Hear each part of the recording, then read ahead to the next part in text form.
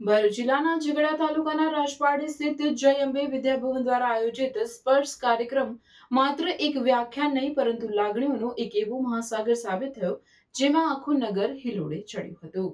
રાજપારડીના નારાયણનગર ખાતે ગત સાંજે યોજાયેલા કાર્યક્રમમાં જાણીતા વક્તા મનીષ વઘાસિયાની વાણીએ એવું જાદુ પાથર્યું કે ઉપસ્થિત જનમેદની મંત્રમુગ્ધ થઈ ગઈ હતી। જ્યારે શબ્દો સંવેદના બન્યા અને આંખો છલકાઈ કાર્યક્રમનો માહોલ ત્યારે અત્યંત ભાવુક બની ગયો।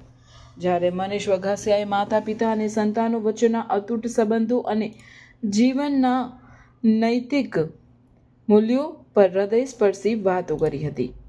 સંવેદનાની અનુભૂતિ વિષય પર વક્તવ્ય આપતા તેમણે જ્યારે પરિવાર અને સંસ્કારોના મહત્વને જીવંત ઉદાહરણો સાથે રજૂ કર્યું ત્યારે કાર્યક્રમમાં બેઠેલા સેંકડો વાલીઓ અને વિદ્યાર્થીઓની આંખો ભીની થઈ ગઈ હતી। શિક્ષણ માત્ર ડિગ્રી મેળવવા માટે નથી પણ હૃદયમાં સંવેદના જગાડવા માટે છે। આ વિચાર સાથે વાતાવરણ એટલું ગંભીર અને ભાવુક બની ગયું હતું કે અનેક લોકો પોતાના આંસુ રોકી શક્યા ન હતા। શિક્ષણની સાથે જીવનના મૂલ્યો અને સામાજિક જવાબદારીઓ પર વિશેષ ભાર મૂકવામાં આવ્યો।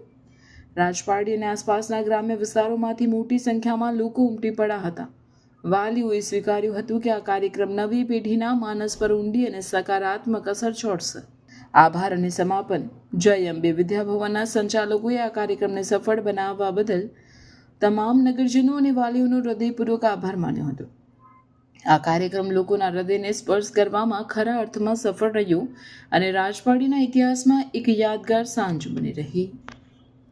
નમસ્કાર દોસ્તો, તમારો દોસ્ત મનીષ વઘાસિયા છું અને આજે રાજપારડીમાં હતો મારા મિત્ર જીતભાઈની સરસ મજાની શાળા છે અને શાળા માટે ખૂબ સરસ પ્રયત્ન કરી રહ્યા છે। વાલી વિદ્યાર્થીઓના આત્મીયતાનો ભાવ પ્રગટ કરી રહ્યા છે। બટુકભાઈ અને બધા ટ્રસ્ટી મિત્રો, સ્કૂલના સંચાલક મિત્રો, ચેતનભાઈ, બધાનું આયોજન એવું કે વાલી વિદ્યાર્થીઓ સાથે બેસે, પ્રેમ, પ્રેરણા અને પ્રોત્સાહનના ભાવને જીવનમાં સાર્થક કરે અને સાચા હેતુમાં માતૃત્વ પિતૃત્વ લઈને જાય। આજે બહુ સરસ પ્રોગ્રામ રહ્યો।